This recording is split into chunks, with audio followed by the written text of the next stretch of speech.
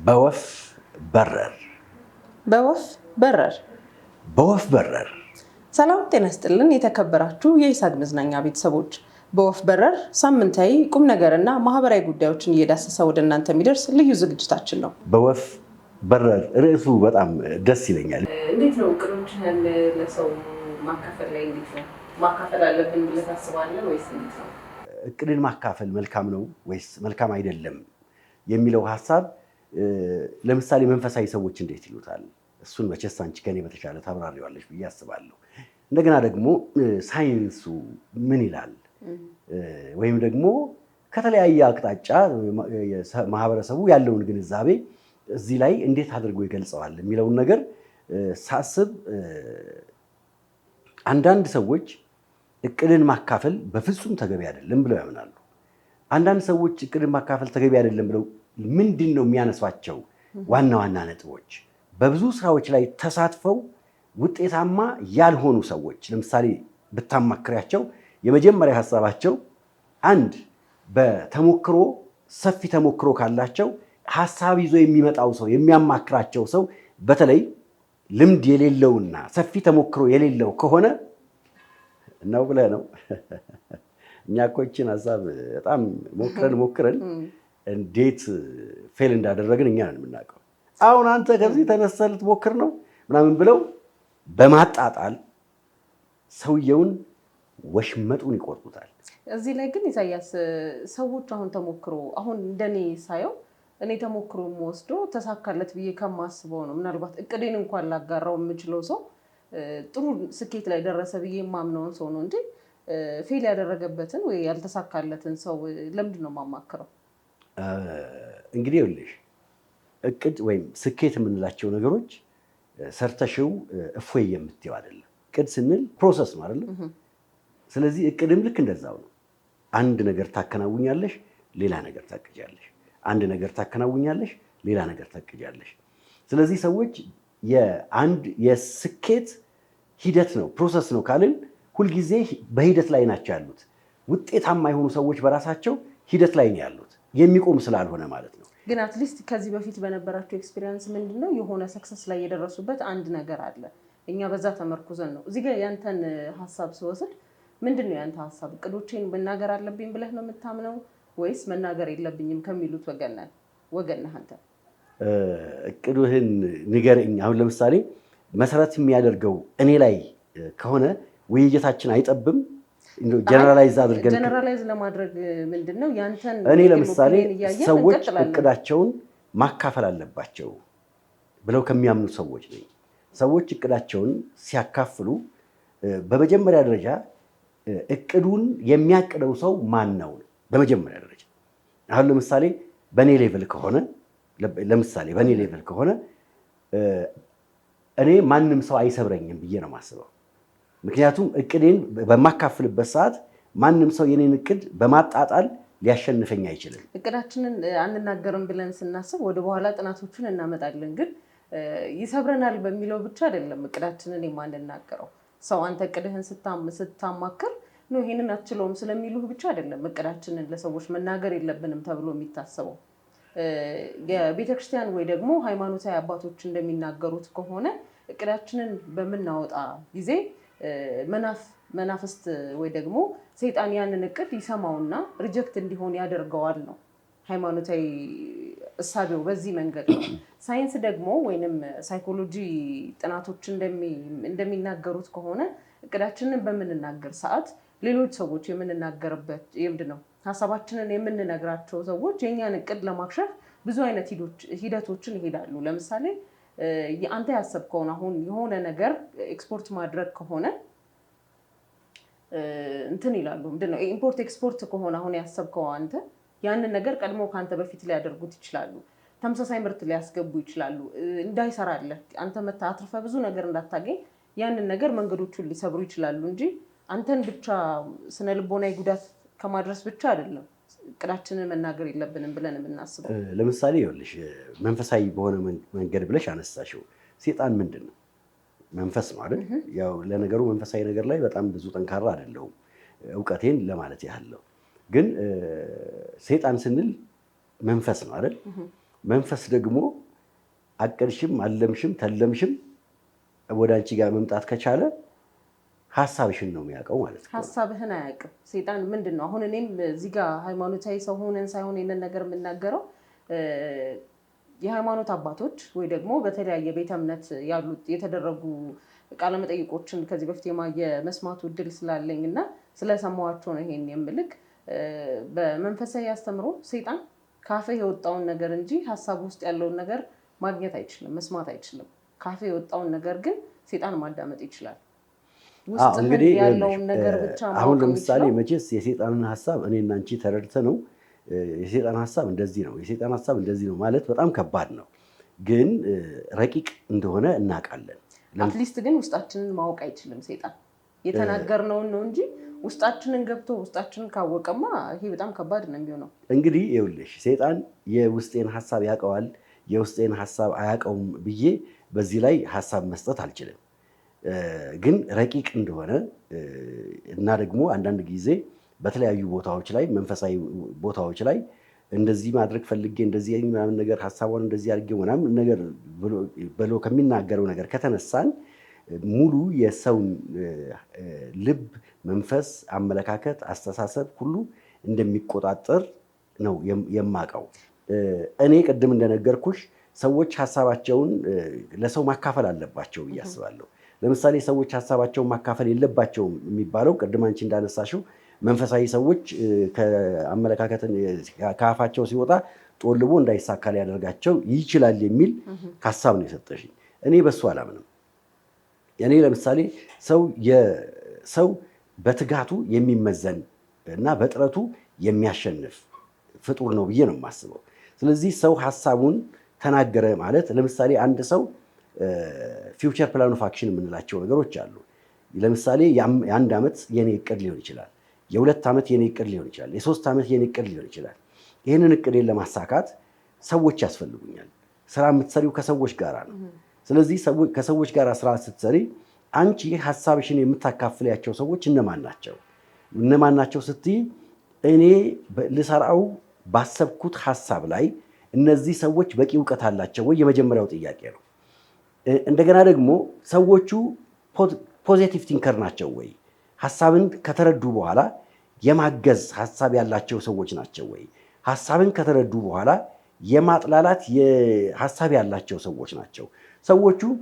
ሰዎቹን ልወቃቸው እንጂ የሰዎቹ ነገር እኔ ላይ የሚያመጣው ተጽዕኖ የለም ብዬ ነው የማስበው።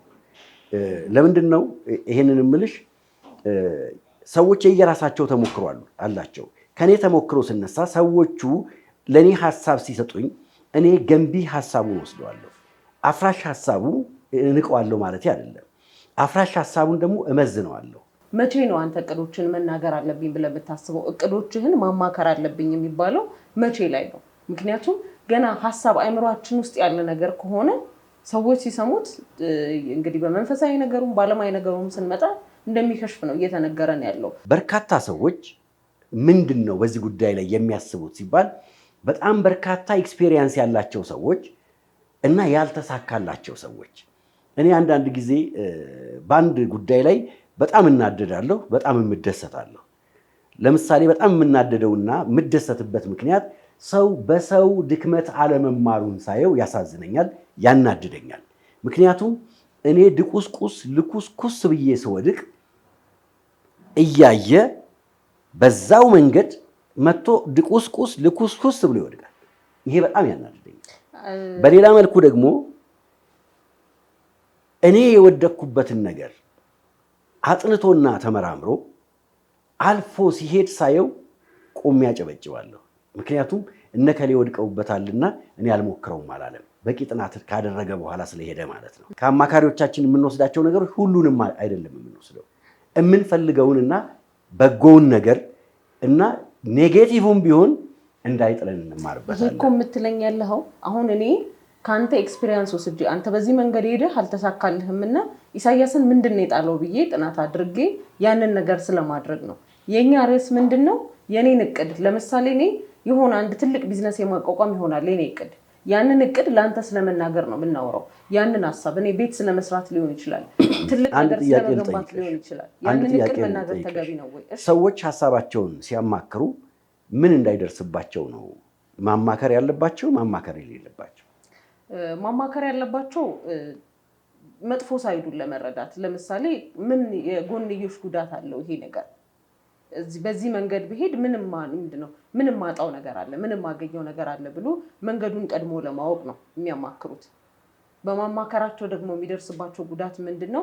ቀድሞ ያንን ሀሳብ የመወሰድ አይዲያ የመሰረቅ። አሁን በጣም ብዙ ጊዜ አይተህ ከሆነ የሆነ የቢዝነስ ፕሮፖዛል ሊኖረኝ ይችላል። ያንን ፕሮፖዛል ግን ለአንተ እሰጥሃለሁ፣ ሀሳቤን እሰጥሃለሁ። ቆይ አንቺ የቢዝነስ ፕሮፖዛል አለሽ፣ ሀሳቡን ለእኔ ነገርሽኝ። አንተ እንደማትሰራው በምን እርግጠኛ ነኝ? ብሰራውም ችግር አለው። ለምን ትሰራዋለህ? ሀሳቡ እኮ የኔ ነው። አንቺ ሀሳብ የለሽም ማለት ነው። እቅዱ የኔ እኮ ነው። ይሄንን ነገር የመስራት እቅድ የኔ ነው። አንተ ግን ከኔ ቀምተህ እየሰራህ ያለው። ሰዎች ሁሉ የሰው ሀሳብ ይሰርቃሉ ብሎ ማሰብ በራሱ ተገቢ ነው ብዬ አላምንም። አሁን ያለንበት ጄኔሬሽን ነው ይሄንን እንድናስብ እያደረገን ያለው። አሁን ይሄኛው ዓለም የውድድር ዘመን ነው። የኔ ሀሳብ ጥሩ ከሆነ የማልቀማበት ምንም አይነት ምክንያት የለም። ይኸውልሽ ዘመኑ የውድድር ቢሆንም ግን አንዱ የአንዱን ሀሳብ መስረቅ ግን የዚህ ዘመን ምርጫ ነው ማለት ግን አይቻልም። ምርጫ ነው ሳይሆን እየተደረገ ያለውን ነገር ነው። ሊደረግ ይችላል እኮ ለምሳሌ ይኸውልሽ አንቺ እና ያ ልክ ነው የምትለው ሀሳብ መወሰዱ እቅዶቻችንን ለሰው አስቀድመን መንገር መልካም ነው መልካም አይደለም የሚለው ነው። ስለዚህ እቅድሽን አስቀድመሽ ለሰው ስትናገሪ ሰዎች ይሰርቁኛል ብለሽ ከሆነ የምታስቢው ሀሳቡ ሁልጊዜ ያንቺ ብቻ ይሆናል። ይሄንን ሀሳብ የምሳሌውን ነው። ከስር እየተራረምን እንሂድ ብዬ ስላሰብኩኝ እየተራረምን አይደለም፣ ሀሳብ ሼር እያደረግን ያለ ነው። ስለዚህ ይኸውልሽ ሁልጊዜ ሰዎች ሀሳቤ ይሰረቃል የሚሉ ሰዎች ሀሳባቸውን ለሌላ ሰው ሼር አያደርጉም። ሀሳብ ደግሞ ለሌላ ሰው ሼር ስታደርጊ በራሱ እየዳበረ ይመጣል። ያለበለዚያ እኮ የእኔ ሀሳብ የእኔ እውቀት ወደ አንቺ ያንቺ ወደ ሌላው እየዳበረ ላይ መጣ ነው። እቅዴን ስናገር የመጀመሪያው ስጋቴ ምንድን ነው? ያንን አይዲያ አሰረቃለሁ፣ ያንን ሀሳብ ይወሰድብኛል። ብርቅ አይደለም መሰረቅ እኮ እያልኩሽ ነው። ለምን እሰረቃለሁ? ባልናገር እኮ ይሄ ጉዳት እኔ ጋር ይመጣል።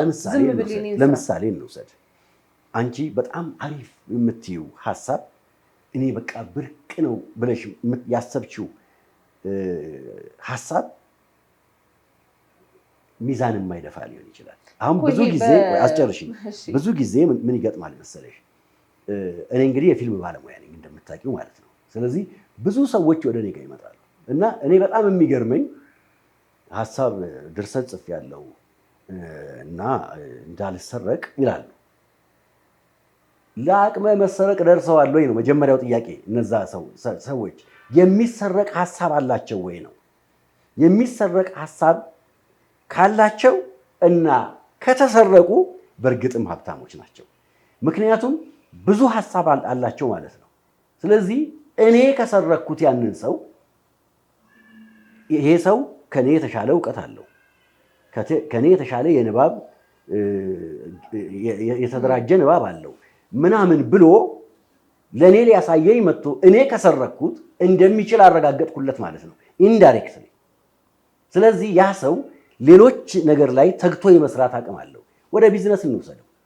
ቢዝነስ ለምሳሌ ቅድም አንቺ ትልቁ ስጋት አንቺ ኢምፖርት ኤክስፖርት ላይ ሰራተኛ ነሽ ብለን እናስብ እና ሀገሪቷ ኢትዮጵያ ናት፣ 120 ሚሊዮን ሰው ያላት ናት። ያንቺን ሀሳብ ቸፍ አድርጌው እኔ ወስጄ አመጣውና ሸጥኩ። ስታዩ እኔ ቸፍ አድርጌ አምጥቼ ሸጥኩ እና በአንድ ጊዜ አለቀ።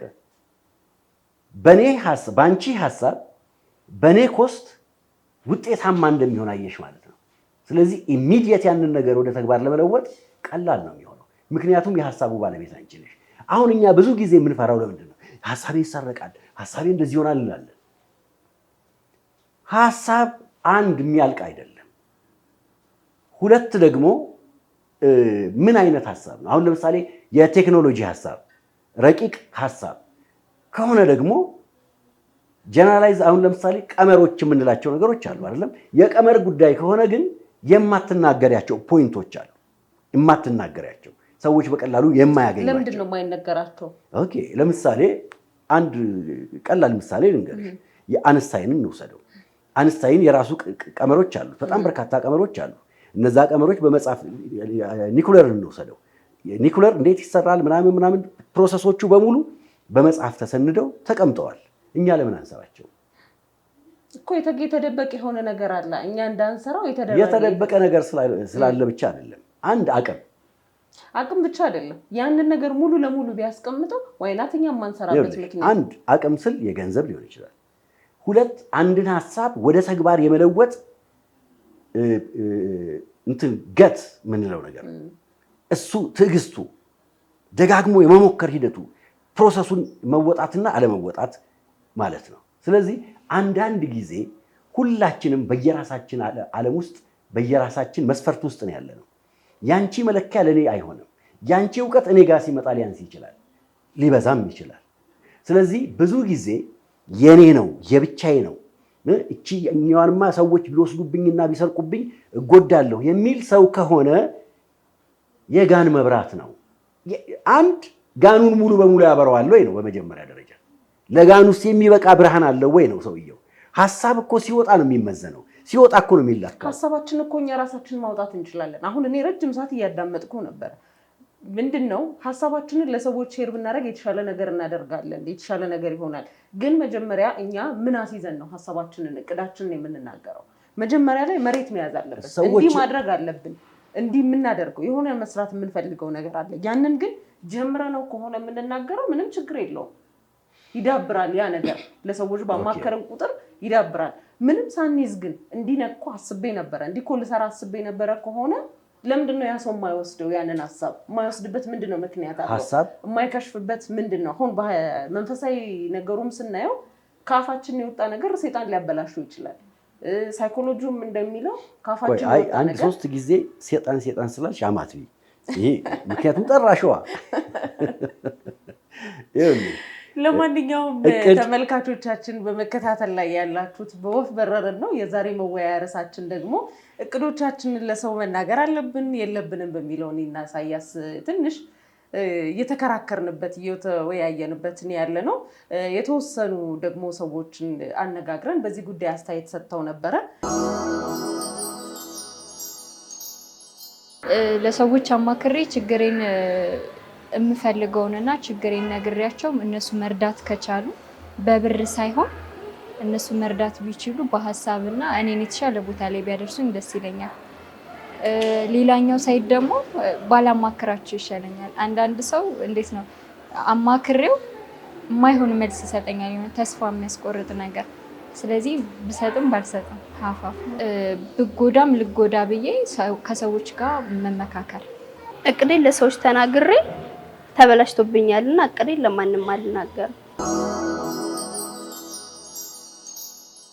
ሐሳብሽ በጣም ጥሩ ነው። ቅድም እዛ ጋር አንዳንድ ነገሮች እያየው ነበረ።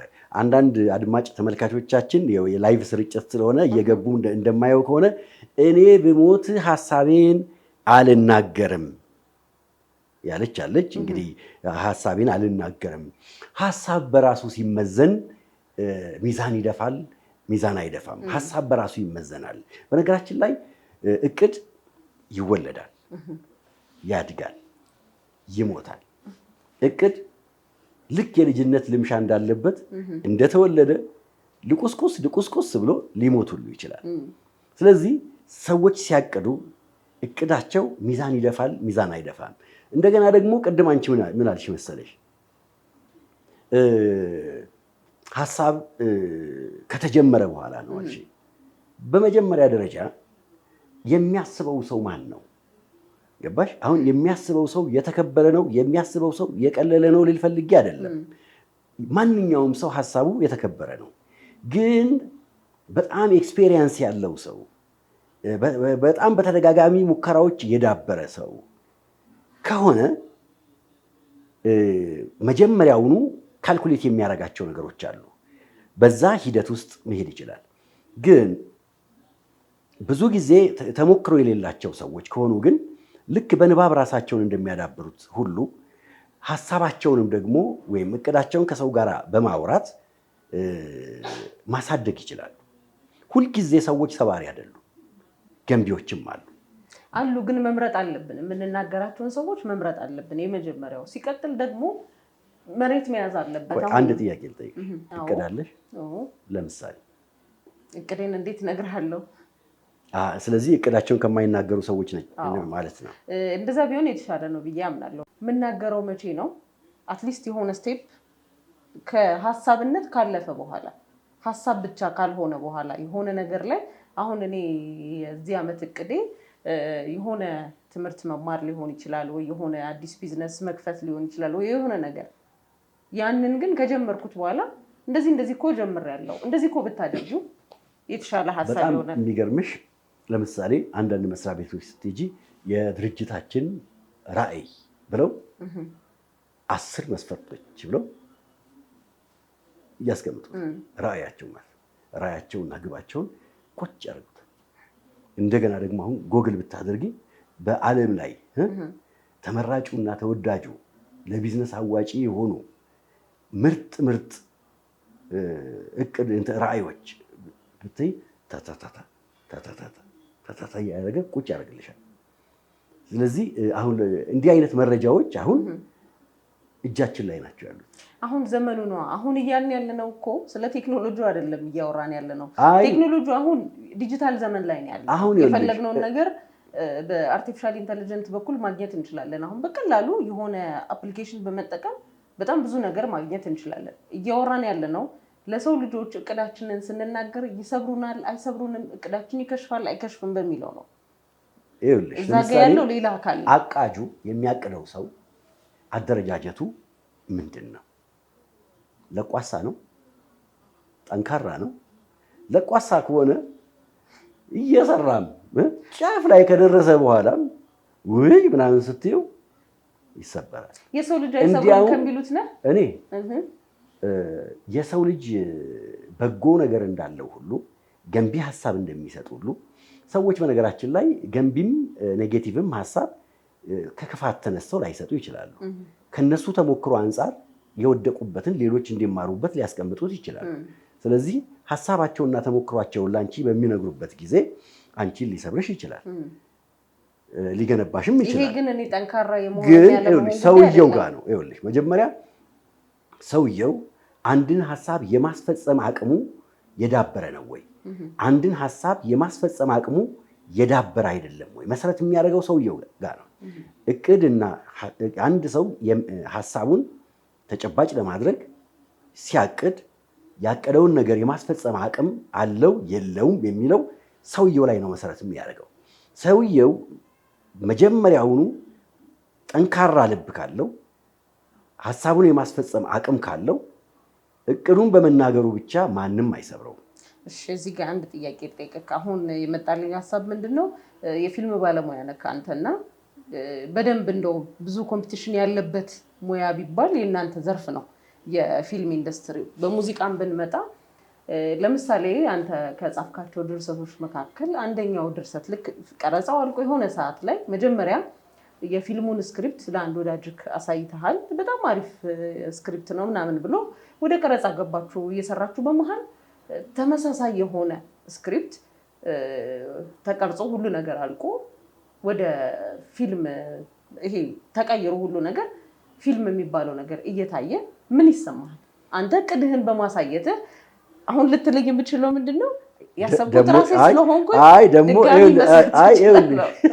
ይኸውልሽ ገና ጥያቄሽን ስታነሺው እኔ ፈገግ አልኩኝ። ገባሽ?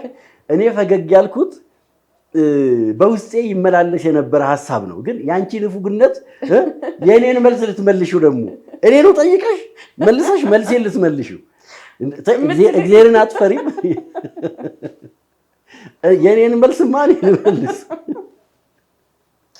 አሁን ይኸውልሽ በጣም ጥሩ ሀሳብ ነው ያነሳሽው። አሁን ይኸውልሽ ስነ ጽሁፍ በጣም የሚያስደስት ነገር ነው እና ደግሞ ያልሰለጠነ ሌባ እና የሰለጠነ ሌባ እንበላቸው በዚህ በስነ ጽሁፍ ውስጥ ስንወስደው ማለት ነው።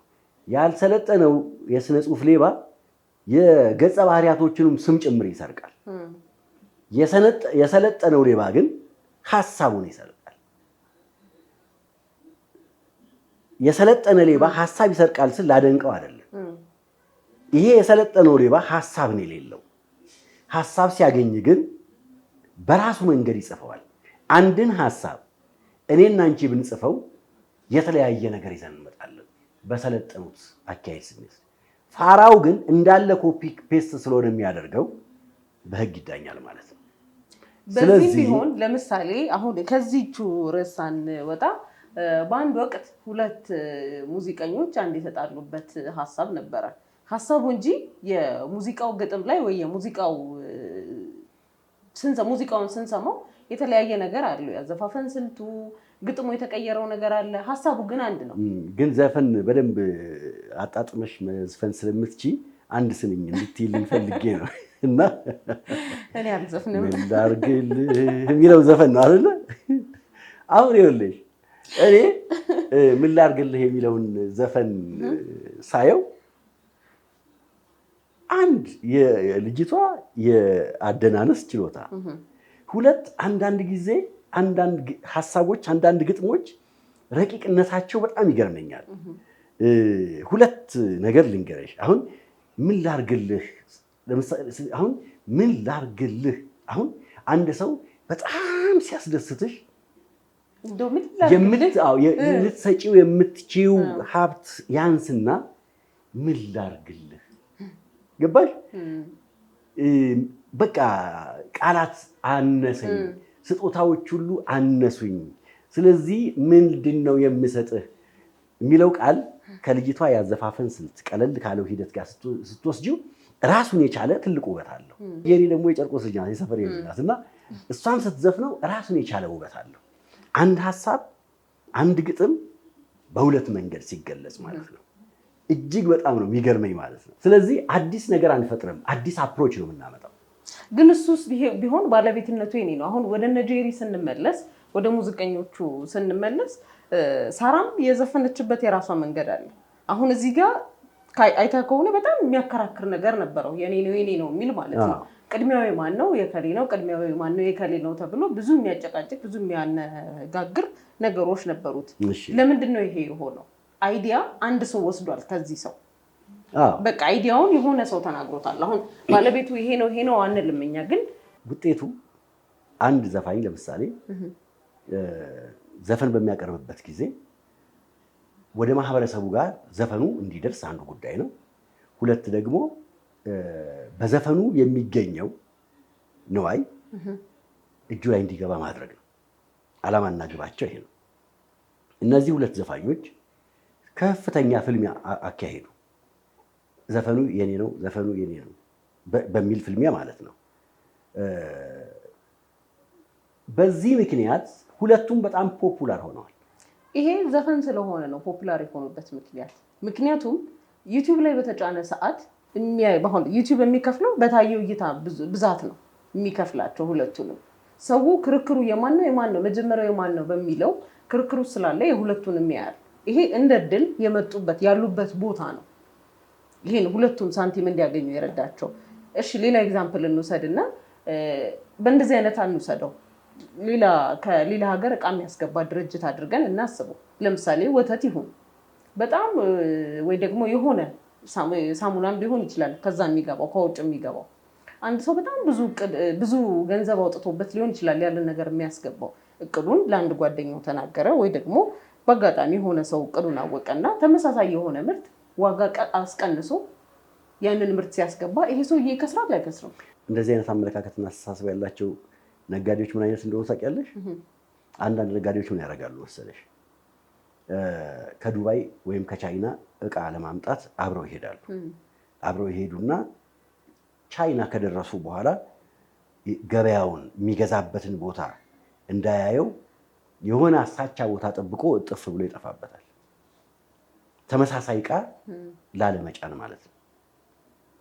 ይሄ በጣም የደካሞች አመለካከትና አስተሳሰብ ነው ብዬ ነው የማስበው። ሲጀመር በሰፊዋ ኢትዮጵያ አንድ ሰው ሁሉም ቦታ ላይ አያዳርስም። በጣም ሰፊ የገበያ አማራጭ ባለበት ቦታ ላይ ተጋግዘው እንዲያውም 2 ኮንቴነር ከሆነ የሚጭነው 4 ኮንቴነር በጋራ መጫን፣ ግማሽ ኮንቴነር ከሆነ የሚጭነው ሙሉ ኮንቴነር በጋራ በመጫን ቢዝነሳቸውን የበለጠ ማሳደግ ያነሳሻቸው ሀሳቦች በሙሉ በጣም አሪፍ ናቸው እና አድማጭ ተመልካቾቻችን ጉዳዮቹን በስፋት እንዲያዩት እና እዛው ቤት ውስጥ ደግሞ እንዲወያዩበት ጥሩ አጋጣሚ ይፈጥራል ብዬ አስባለሁ። ስለዚህ ሰዎች ለምንድን ነው ሀሳቤን አልሰጥም የሚሉት? ሀሳብ ባለመስጠት የሚገኝ አድቫንቴጅ አለው? እስቲ ንገሪኝ። ባለቤትነቱን ነው የሚያስጠብቀው። ሀሳብ ባለመስጠታችን ብናተርፈው ምንድን ነው የእኛ እንደሆነ ይቀራል። ያ ነገር የመወሰድ ስጋት የለብንም። ሀሳብ በመስጠታችንም ደግሞ አይዲያችንን ለሰው በማማከራችን የምናገኘውም ጥቅም ሊኖር ይችላል። ግን መምረጥ ያስፈልጋል። አሁን ሀሳባችንን ጠቅለል ስናደርገው የምናማክረውን ሰው ብንመርጥ፣ ከዛ ደግሞ መሬት ከያዘ በኋላ አንድን ነገር ከጀመርነው በኋላ በምን መንገድ ሊሄድ የሚለውን ሰው ማማከር ይሻላል እንጂ ገና ሀሳብ እያለ ልንሰበር እንችላለን፣ ልንነጠቅ እንችላለን፣ ብዙ ነገር ሊደርስብን ይችላል። እኔ በጣም ሀሳብ የሚሰጡ ሰዎች በጣም የሚያሳዝኑኝም አሉ። የሚያሳዝኑኝ መሰለሽ፣ ላግዝህ፣ እኔ እኮ ብዙ ተሞክሯልኝ፣ ስለዚህ አትቁሰል፣ እንደኔ ወደሚያቆስል ቦታ አትሂድ፣ ብዙ እኮ አሪፍ አሪፍ የቢዝነስ መንገዶች አሉ፣ እስቲ ውስጥ አንተ ምን አውተወተፈህ ብለው እነሱ የቆሰሉበትን እነሱ የደከሙበትን ሀብታቸው የደቀቀበትን መንገድ አንቺ እንዳትከተዩ ሊያግዙሽ ነው የሚፈልጉት። ከዛ አይ እንደዚህ እኮ ነው ስትይ ነገርኩህ እኮ እንደዚህ ነው እኮ አይ እንደዚህ እኮ አይነት መንገድ ከኔ በላይ አንተ አውቀህ ነው። እኔ እኮ 6 ሚሊዮን ብር ነው የከሰርኩበት። አይደለም እኮ ምን ይላል ይሄ? ለምን ውድም አትልም? እንዲያውም ሁለተኛ እኔ ጋር መተህ እንድታማክረኝ አልፈልግም። ሀሳብ ጠየቀኝ፣ ሀሳብ ስነግርህ ደግሞ ሮቦ በስመ አብ ይላሉ፣ ይናደዳሉ። ምክንያቱም በጎን ነገር ነው የሚሰጡሽ። ግን ከነሱ ድክመት ሰው ተምሮ ያንን ስህተት አርሞት እንደሚሄድ አያውቁም።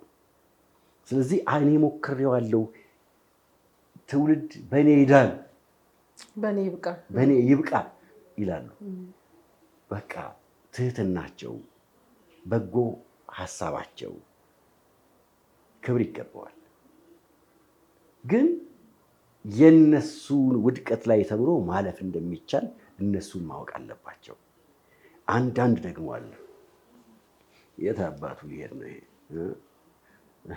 እንዲሁም አልቻልኩትም፣ በዚህማ ተንጠላጥሎ ከወጣ መልሶ እኔን እኮ ነው የሚረግጠው፣ ይሄማ የትም አይሄድም፣ መሰላሉን ትንሽ ከፍ ሲል ሰብ አድርጌ ጥለዋለሁ ብሎ አሪፍ አሪፍ ሀሳቦች ይሰጥሽና የሆነ አጣብቂኝ ቦታ ላይ ስትደርሺ ከእግርሽ ስር መሰላሉን ጎትቶ ትሄዳል። ምን አለበት አንቺ ጫፍ ላይ ስትወጪ እኮ መሰላሉ እንደተዘረጋ ነው፣ ሌሎች ሊወጡበት ይችላሉ። አንቺ ላይ ከወጣሽ በኋላ መሰላሉን አትስቢው፣ ሌሎች ይማሩበታል። መጽሐፍ እኮ የሚጻፈው ለዚህ ነው፣ ሰዎች ድክመታቸውና ጥንካሬያቸውን እንድንማርበት ነው። ግን ሰዎች ብዙ ጊዜ መሰላሉን ማንሳት ነው የሚፈልጉት። ከእንደነዚህ አይነት አመለካከትና አስተሳሰብ ካላቸው ሰዎች ደግሞ መጠበቅ መቻል አለብን። አሁን አየሽ፣ ሀሳብ ስትሰሚው ነው በጎ፣ ሀሳብ ስትሰሚው ነው ክፉ፣ ሀሳብ ስትሰሚው ነው የሚጥለው፣ ስትሰሚው ነው የሚያነሳው። ከዘጋሽና ወደ ውይይት ካልመጣሽ በጎውንም ክፉንም ላትሰሚ ትችያለሽ ማለት ነው። ይሄ እኔና አንቺ በዚህ ፕሮግራም የምንዘጋው አይደለም። አንዳንድ ሀሳቦች ተንጠልጥለው ነው የሚቀሩት። ተንጠልጥለው የሚቀሩበት ምክንያት ምንድን ነው? በዚህ ጉዳይ ላይ በጣም በርካታ ሰዎች፣ እውቀቱ ክህሎቱ ያላቸው ጥናትና ምርምር ያደረጉ ሰዎች ተወያይተውበት አሸናፊ የሚጠፋባቸው ብዙ ሀሳቦች አሉ።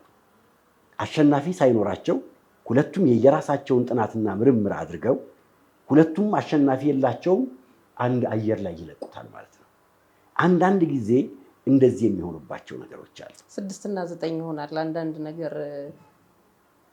አሁን 6 እና 9 እኔ እና አንተ በተቀመጥንበት ጠረጴዛ ፊት ለፊት ቢቀመጥ ለአንተ 6 ነው፣ ለእኔ 9 ነው። እኔም ልክ ነኝ፣ አንተም ልክ ነህ። አንዳንድ ነገሮች የእኔ 6 ግን ለአንቺ 9 የሚሆነው እኮ ተገልብጬ ነው። 2 × 2 4 ነው። በቃ ተስማምተን ነው የምንወጣው። ልክ እንደዚህ ተስማምተን አንወጣም። የዛኛው ጋር ውጤቱ ተጨባጭ ነው፣ ሳይንቲፊክ ነው፣ ሁሉም ሰዎች ይስማሙበታል። እዚህ ጋር ግን እንደዛ አይደለም። እዚህ ጋር ግን ይሄኛው ሀሳብ ወደዛ፣ የኛው ሀሳብ ወደዚህ ሊመጣ ይችላል። እስቲ ውድ አድማጭ ተመልካቾቻችን እንዴት ነው የምንሰናበታቸው? አንቺ አንዳንድ የምትያቸው ነገሮች ካሉ ጨመር አድርጊባት። እማትረሺው ግን ፕሮግራማችን በወፍ በረር ነው። በወፍ በረር ፕሮግራማችን እንደተከታተላችሁት ነው። የዛሬ መወያያ ርዕሳችን እቅዶቻችንን ለሰው ማካፈል አለብን የለብንም በሚለው ጥቂት ሀሳቦችን አንሸራሽርን ተወያየን። እናንተም በየቤታችሁ ጥያቄ የሆናችሁ ዘንድ ደግሞ ቀሪውን ለእናንተ ክፍት አደረግንላችሁ። በሃይማኖት እይታ አየነው፣ በመንፈሳዊ በዓለማዊ መንገድም አየነው፣ በራሳችንም አምጥተን ደግሞ ወደ ራሳችንም አይተነዋል። ከዛም ደግሞ የሰዎችንም አስተያየት ተቀብለን የሰዎች አስተያየትም እያንሸራሸርን ነበረ። እናንተ ምን ይመስላችኋል? እቅዶቻችንን ለሰው ማናገር አለብን የለብንም? ምን መርጠው ሰው ምን አይነት ነው? እቅዶቻችንን ስናካፍል ወደ መጨረሻ ምንድን ነው እቅዶቻችንን የምናካፍላቸው ሰዎች ምን አይነት ናቸውስ? በምን አይነት መንገድስ ነው ብለን በጣም ብዙ ሀሳቦችን አነሳን፣ ተነጋገርን። እናንተስ ምን ይመስላችኋል? በዛሬው በላይቭ ፕሮግራማችን ያልተሳተፋችሁ ቤተሰቦቻችን እንዲሁ በኮሜንት መስጫችን ስር በመግባት ሀሳቦቻችሁን በዚህ መንገድ ነው በዚህ መንገድ ነው የሚለውን የራሳችሁን እይታ አስቀምጡልን። በሌላ ደግሞ በቀጣይ ፕሮግራም እንዲዳሰስላችሁ እንድንወያይበት የምትፈልጉትንም ሀሳብ በኮሜንት መስጫ ቦክሳችን ውስጥ አስቀምጡልን። የዛሬ በወፍ በረር ፕሮግራማችን ይህንን ይመስል ነበረ። ሳምንት በሌላ ርዕሰ ጉዳይ እስከምንገናኝ ድረስ ቸርን ሰንብት እያልን ለቻናላችን አዲስ ከሆናችሁ ላይክ፣ ሰብስክራይብ እንዲሁም ሼር እንድታደርጉ ጋበዝናችሁ። በወፍ በረር በወፍ በረር በወፍ በረር